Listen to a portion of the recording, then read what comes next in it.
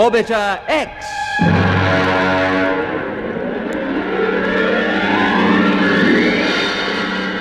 Episode 4, Flight to the Moon.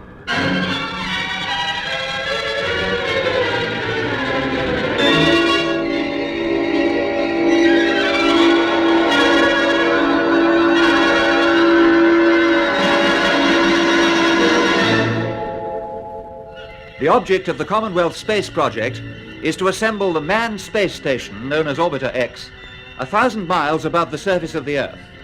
Unknown to Colonel Kent and his ground staff at CSP Woomera, the plan is hostile to the interests of the scientific organization called Unity.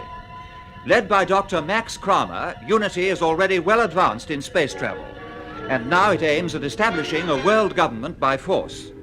The Orbiter X assembly crew, consisting of Captain Bob Britton, Douglas McClelland and flight engineer Hicks, are attacked by Unitists and taken to their headquarters, where Kramer invites them to join his organization. They refuse, and in a desperate bid for freedom, they take Kramer himself as hostage and board a Unity ship which has been lined up for test flight. Kramer agrees to cooperate, but his attitude is suspiciously calm as he starts the ship's engines and turns to Bob for further orders. What are your instructions, Captain Britton? You will turn into orbit when you reach an altitude of 300 miles. We'll work out our course after that. We're lifting! Watch your controls, Kramer. It is not necessary. The ship is operated by an automatic pilot which is preset on a fixed course. There is no need to touch the controls until we land. Oh, yes, there is. Our destination is Woomera. That is where you're wrong, Captain Britton. Our destination is the moon. What? The moon? You're crazy. Let me turn on a scanner before the acceleration hits us. Get back at your seat, McClelland. The booster jets are opening.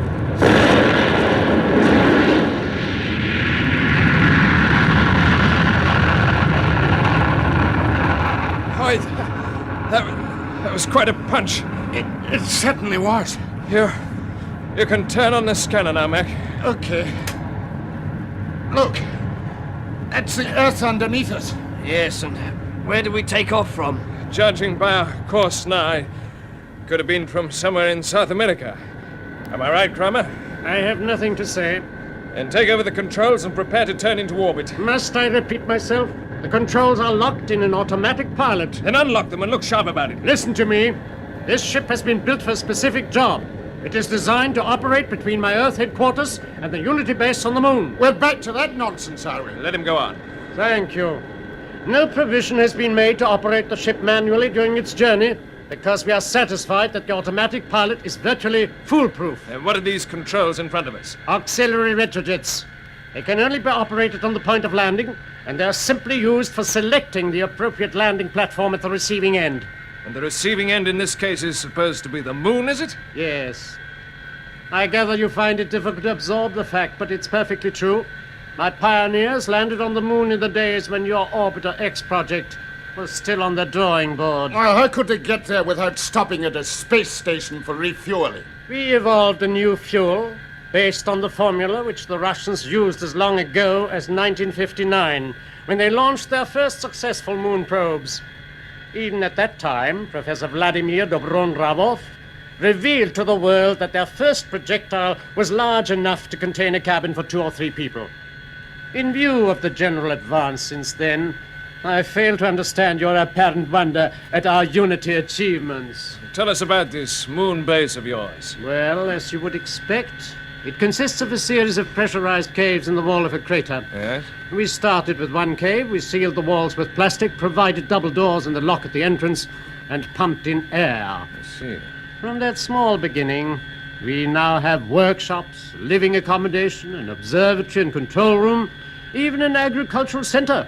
You shall see for yourselves in due course. As much as I'd like to, it's my duty to hand you over to our people in Woomera.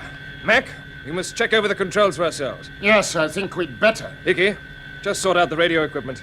I want to talk to Colonel Kent in Woomera. Okay, Bob, I'll have a look at it. You can save yourself the trouble, Hicks. When I started the ship's engines, I also took the precaution of switching the voltage control. You'll find the circuit is burnt out.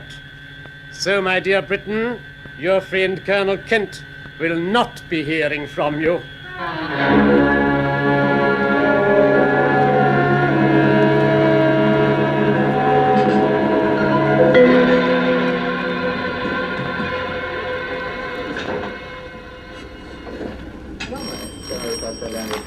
CSP Central Control. Brown speaking. Yeah? Yeah. Okay, I'll tell the Colonel. The Minister of Astronautics is waiting for you in your office, sir. Oh, good. I wanted to see him. Check with the tracking stations and let me know right away if there's any developments. Right, sir. And you might ask for a special report on the Orbiter X components. I want to be sure they're not losing height or deviating from their course around the Earth. I'll be back soon. Good day, sir. Carry on. Hello, Sir Charles. It's good of you to come along. Oh, not at all. I know you can't get away from here, and it's easy enough for me to fly over when I'm in Canberra. Oh, nevertheless, I appreciate it. Do sit down. Thank you. Can I offer you a drink? Oh, that's very kind of you. May I have a scotch and soda? Of course. Thank you. Now, what was it you wanted to see me about? I'll make it as brief as I can. Ice? Please. Yeah. Thank you. Now then, if I may just review the position. Yes, of course. I've lost my two leading assembly crews. One led by Captain Bradley in Ship Orbiter 1, the other by Britton in Orbiter 2. You know how I feel about these men. Yes, don't we all? We don't know what happened to them. All we do know is their ships are now a couple of derelicts circling out there in space. Right. And all our other ships have been grounded, pending inquiries and tests, which may go on for a year or longer. Yes, these things take time. Now, we're working on the assumption that there's a fault in the basic design of our ships. But the more I think about it, the less it satisfies me. Because I've checked hundreds of records, and I know that every component was tested to breaking point from the design stage onwards. So, we must have more tests? Which may well prove to be pointless. What exactly are you driving at? Just this. The answer to the problem is not to be found here on the ground. It's locked away inside those two derelicts 1,200 miles above the ground. You may be right, Colonel Kent, but at the moment there's no way of getting to them. That's the point. I must have permission for one more ship to take off and carry out a survey. I hate to say it, but aren't you showing some disregard for the safety of your pilots? No, sir. I'm making a formal application to pilot the ship myself, and I can handle it without a crew. Really? I admire your courage. Oh, never mind that, Sir Charles. I foresee that unless we act quickly, the whole Orbiter X scheme is in danger of being shelved indefinitely. I doubt that, you know. There's too much money sunk in it. If we have a long hold-up, people will start asking awkward questions, and the government might decide to sell out its Orbiter X interests, perhaps for dollars. I see. Yes. Perhaps I'd better have a word with the Prime Minister. That's what I hoped you'd say. You can speak to him from here. I've already asked for a line to London. It's essential that I should be given permission to go ahead with the survey, and there is one other point. What is that? As well as our manned ships being grounded, our unmanned projectiles have been grounded too. It's quite ridiculous. Typical bureaucracy. There's a moon probe should be on the launching platform now. Why can't we go ahead with that? I did have a word with the PM about it, but I'll mention it again. Thank you. Even the projectile will give my staff a little encouragement and perhaps some hope for the future. I quite agree, yes. Well, now, if you'll just show me where your phone is, I'll speak to the Prime Minister right away.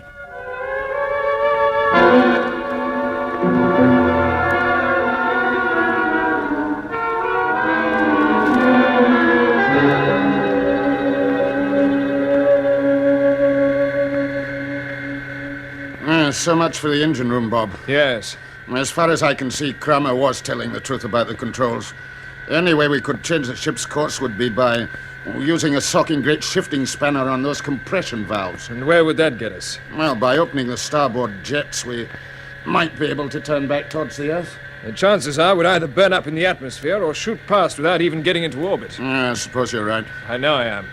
You can't maneuver a spaceship by playing around with valves and spanners. To interfere with the automatic pilot would be just as dangerous. So whether we like it or not, we shall be seeing the Unity moon base. Yes. The old pipe dream comes true. And it had to happen this way. Well, at least we don't have to worry about how we get there. No. Our worry is how we're going to get back. Come on. Better go to the cabin and see what's happening. Captain Britton. Have you satisfied yourself that everything is as I said? Yes? No luck, sir? No. What about the radio? That's a complete write-off. Can't do anything with it at all. Why is the computer clicking? As this is still a test flight, I'm checking stresses on the hull. Well, I hope you're satisfied with the results. Yes, everything appears to be in order, despite the fact that my engineers were unable to make a final check before takeoff. And you will be interested to know that we are following the predicted moon course. What happens if we don't? The error would be put right by radio control from either the Earth or Moon headquarters. They are tracking us right throughout our journey. You once told us that all your ships are fitted with deflectors which screen them from ground tracking stations. Yes, from your stations, not from ours. Yes, but if we could turn off the deflectors, there's a chance we might be spotted by Woomera. Where's the switch, Kramer? There is none. The screening device and the deflector aerials are integral parts of the hull. Excuse me, sir. Yes, Hicky? When we came aboard, I noticed some short aerials up on the forward part of the hull. They're certainly not radio. Now, they could be the deflectors. Yes, the radio array is further aft. No, you're mistaken. I don't think so. You're onto something, Hicky. If I went outside with a cutter... Those aerials belong to the intercom. If you had said they were part of the navigation system, I might have believed you. Yes, he slipped up there. Well, what's your plan, Chief? Well, I'd like permission to go out and nip off those rods flush with the deck. Permission granted. I'll come with you. No, you don't have to, sir. I did plenty of underwater salvage work and demolition when I was in the Navy. This lark isn't all that different. You mean you'd prefer to tackle it by yourself? Well, it is a one-man job, as you might say. And you know exactly how to do it, eh? Well, I should do by now. There's some cutting equipment in one of these lockers. I saw it when I was having a scout round. Ah, yes, this is the stuff. Look out, laddie, the gas floating all over the cabin. That gas cylinder nearly brains. Sorry, Captain Mac, I forgot about zero gravity. Don't let your enthusiasm run away with you. If I let you do this job alone, you must keep in touch with us by helmet intercom all the time. You understand? Aye, aye, sir. And check your spacesuit. Now, don't worry about the gear. We'll collect it for you. I'm all set, sir. The suit's okay. Good. Close your helmet and check intercom. I'll turn on my own throat mic so that I can keep in touch with you. Helmet closed. Oxygen okay. Checking intercom. 1, 2, 3, 4. Fine. Can you hear me? I'm not closing my helmet, but the intercom should be working. Yes, loud and clear. Open the airlock for him, Mac. Okay. Got everything you want, Hicky? Yes, sir. Right. In you go. Good luck, chum. Thanks, Bob. And don't forget to make your lifeline fast before you step through the outer hatch. Oh, I won't. This is where old Hicky comes into his own. Yeah, it's rather like leaving a sub.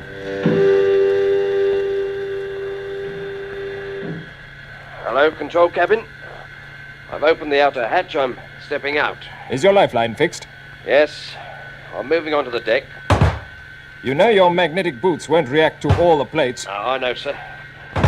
We can hear your thumping great footsteps in here. Are you all right, Chief? Yes. Just looking at the Earth. It's like a big green ball. Funny to think that's home. What's wrong? I'm off the deck. Using my jet pistol to get back now. That's better. I can't believe we're traveling around 25,000 miles an hour. Seem to be standing still. But the moon's a lot closer. You found the deflectors yet? Yes, I can see the ones that are in the sunlight, but can't see anything in the shade, not even my hands. Inky black. I'm going to turn on my helmet light. I started working now. I've got the heat cutter working. How are you feeling, Hicky? A bit queasy, sir, but getting over it. Good man. Cutter's going through these rods like a knife through butter. Oh, wow. What's up, Hicky? The metal I've just burnt through is shining like a diamond. That's because there's no air to oxidize it. Blooming welder's paradise, this is. Hello, Hicky? What was that? Must have been one of the rods. After I cut through them, they just stay put, so I have to throw them away. The last one hit the deck. Those little rods will stay with us like pilot fish. Yes, all the way to the moon. Kramer, what's the idea behind this moon base of yours? It provides me with a valuable source of raw materials and a place of retreat in the event of my Earth headquarters becoming untenable. So you realize that your plans for world government might not come off? No, I'm merely prepared for minor setbacks. But with a base on the moon, I can't see why you're so interested in assembling Orbiter X. After I have established the world government, the space station will be enlarged as part of the second stage of my master plan. And what is that? Only my very nearest associates know. Hello, sir. Can you hear me? Yes, Hicky. I seem to have finished the job, but I'm just checking up to make sure I haven't missed anything. Good. Strange to think that the boys at Woomera might be seeing us on their tracking screens now. Don't be too optimistic. Could be hours before they pick us up. Might not even pick us up at all. We're a pretty small target. Don't let Hicky hear you say that. Break his heart. Hello, sir. We're all clear. I'm entering the lock. Fine. I'm surprised that Kramer isn't more upset about this, Bob. Yeah, so am I. I suppose he realizes there isn't much the Earth boys can do, even if we are spotted. I don't know about that. At least we'll have broken his screen of secrecy. Ah, here comes Hicky. Well done, Chief. What's it like out there, Chief? Just wait till I get my helmet off. That's better. Well, you're not cramped for space outside. Let me take that equipment for you. Thanks. I think I've done the trick. I'm afraid you've just been wasting your time, Hicks. I'm not sure about that. Anyway, Hicky, it's about time you had some rest. No, sir, I'm all right. Now listen, there's still a long way to go yet. We'll divide ourselves up into 3 watches. Mac, would you like to take the first one? Sure. I'll take the second, and Hicky can sleep right through until it's time for him to take over from me. Well, that's very good of you, sir. I'll tell you what, I'll give you both a call when breakfast is served.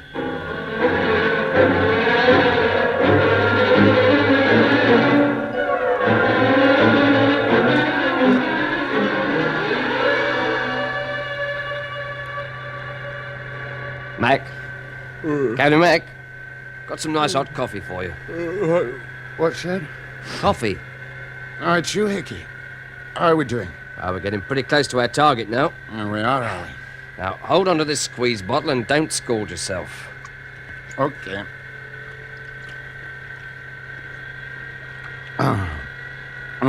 Really is coffee. How did you make it? No, I didn't. Kramer told me where to find it in the food store. Wonderful. Oh, of course, I strapped down. Did that to avoid floating in my sleep. Oh, Mac, how did you sleep? Hello, Bob. I seem to be dreaming most of the time. So did I. The space doctors say it's caused by the weightlessness. I dreamt I was floating around the Earth in a spacesuit, marooned on one of the components of Orbiter X. Yeah. What's that picture on the scanner? That, my friend, is a close-up of the moon. What? You're looking at the northern hemisphere. The large dark crater is Plato. Over to the left there is the Great Valley, cutting straight through the lunar Alps. Oh, I want to see more of this. Now, finish your coffee first. You won't be able to when the retrojets start firing. You mean we really are going to land? Yes, I don't think there's any doubt about it now. According to Kramer, we're landing in a crater which, with his usual modesty, he's called Unity. It's right on the rim of the moon as we see it from the Earth. I'll pan the television camera over to it. There it is. Not far from the crater of Wargentin. I see. Well, if that's where the moon base is, he's chosen a good spot. Yes, being on the rim, it's safe from Earth observation. Exactly. Oh, you're awake, are you, Kramer? But of course. How big is this Unity crater? It is no more than 20 miles across. And how high are the walls? The almost vertical cliffs rise to a height of 1,000 feet. There seem to be 1 or 2 breaks in them. Yes, those are canyons. And where's the base you were telling us about? Inside the western wall. I can see something flashing down there. Yes, what is it, Kramer? That is our landing platform. As you see, my staff are there to receive us. I shall now stand by the auxiliary retro controls in order to make any final adjustments necessary to bring us down onto the target. Hello, what's that? The warning that the ship's inverters are about to start preparatory to landing. Here they go. We're turning over. Nose to tail. Get into your contour seats and fasten your belts. When the tail is pointing towards the landing platform, the retrojets will open. The jets are about to fire. Prepare for de-acceleration.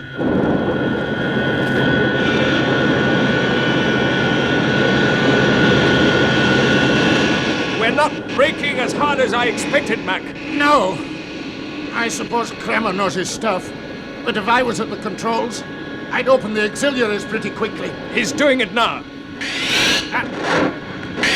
Something's wrong. Bob, look at the scanner. We're turning away from the landing zone. Yes, and we're still coming down too fast. Kramer, what's the trouble? A fault in the fuel supply to the auxiliary compressors. I must get to the taps. Where are they? On the starboard bulkhead, by the chair where my engineer would have been on duty. Can't do it on his own. Mac, Hicky, give him a hand. Right. Leave it to us. Yeah, hold on yourselves. If you let go, the G-thrust will throw you through the bulkheads. Don't worry. We'll hold on. All right, come out. I'll take the controls. Keep them steady as they are. Okay. Right, Kramer, we've got you now. Come on over, we go. Hang on to the hand grip. Help me into the engineer's seat. That's it. Now return to your own. Quick as you can. You've got about 30 seconds. Come on, Hicky. Okay, Mac. If he gets the jets on full boost while they're crossing the cabin, we'll be finished. I have located and corrected the fault. Hold it, Kramer. Wait for the boys to get into their seats. Hurry up, Mac. All right. Wait there, Bob. Okay, Bob.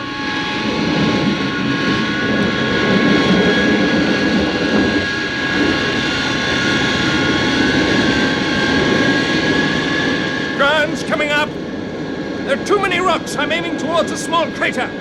Stand by for crash landing. Here we go!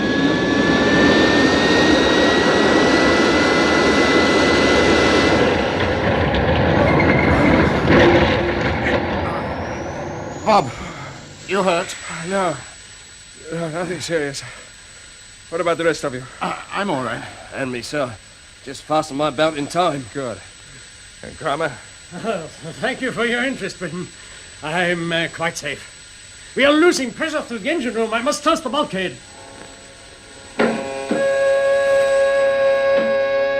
Funny, I'm rather glad Kramer's all right. I must be moonstruck. No, Hicky, he's a strange character. I wonder why he gave us time to get back to our seats like that. Yes. Why did you do it, Kramer? For purely economic reasons. You happen to be of more potential value to me alive than dead. Oh, I thought we might have been on the brink of a beautiful friendship. Turn it up, Hicky. Okay, sir. Well, so we're on the moon. It's good to feel a bit of gravity again, although there isn't much of it. What's that? The ship moved. Yes, it did. Can't see much from the observation windows until the dust clears outside. Something's going on. Kramer, have you any idea where we are? Yes, I have. Well, go on. What's wrong? We have landed on quicksands. What? Quicksands? Are you sure? Yes, I know these areas only too well. Well, we'd better get out of here. If you leave the ship, you'll be swallowed up. In fact, there's a very real danger that the whole ship might be buried. Are you serious? Quite serious. We are sinking now. Oh, can't we start the jets? They are choked in dust. If you turn them on, the compressors will explode. Well, you're supposed to be the mastermind. What about it, eh? What do we do? Our course will have been plotted by the staff at Moon Headquarters. It's probably been plotted at Woomera, too, but that doesn't help us to get out of this mess. Listen to me. My HQ staff will have put rescue measures into operation already. They will know our position and no time will be wasted. But how are they going to reach us here? They can't travel over those sands. Nothing is impossible. And regarding your remark about Woomera, Hicks, you and your friends have overlooked a most important point. Oh, yes? You did indeed destroy the ship's deflectors, but this would have become immediately apparent to my staffs, both here and on the Earth. Within a very short time, they would have started their interference transmitters. We'll have been screened from your tracking stations throughout our entire journey. I shouldn't be too sure about that if I were you. As you say, nothing is impossible. And strange things can happen to space radio.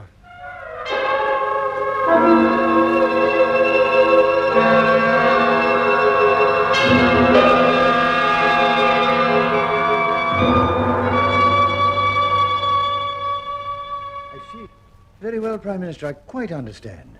I'll tell Colonel Kent. Thank you. Goodbye. Well, Sir Charles, what's the verdict? Well, as you heard, Kent, I put all your points to him.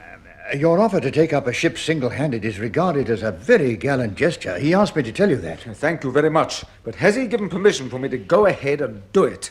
No. He's got to discuss it with the Commonwealth governments. There'll be a meeting in about 6 weeks' time. 6 weeks? Yes, I explained the urgency. And what about the moon probe? The moon probe. Oh, well, he was good enough to leave that to my discretion, providing I keep him well in the picture, of course. At least we've won a point there. I take it you've no objection to me launching the probe? It's rather difficult, Kent. You see, the PM drew my attention to the fact that if there should be an unforeseen accident on the firing platform, I'm not saying that it's likely, but if there was an explosion, and if it involved any serious loss of life, the results would be most damaging to all of us. So the main risk is to our reputations, is it? No. I'm considering the broader issues, the entire Orbiter X project, in fact. So even the probe remains grounded, does it? In the circumstances, I do feel it would be foolish to take any unnecessary risks for no immediate reason. And that's your final word? I'm afraid it must be, for the moment. Come in. Yes, Brown, what is it? I've just had a tracker report in, sir. I thought you ought to be told right away.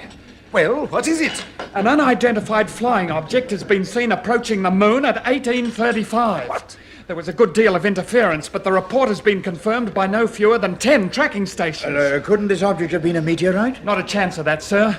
The trackers held it for almost a minute before it disappeared into the Wargentin area near the rim of the moon. Did they get a description of it? Only that it was cigar-shaped, made of metal, and rather bigger than anything we know to be in production on Earth, sir. Right. I'll follow this up at once. Right, sir. Sir Charles, a moment ago you said it would be foolish to take any unnecessary risks for no immediate reason. Now we have that reason.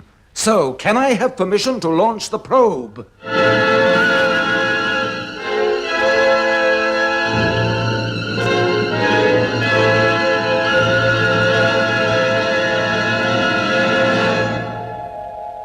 That was the 4th episode of Orbiter X, an adventure in the conquest of space by B.D. Chapman.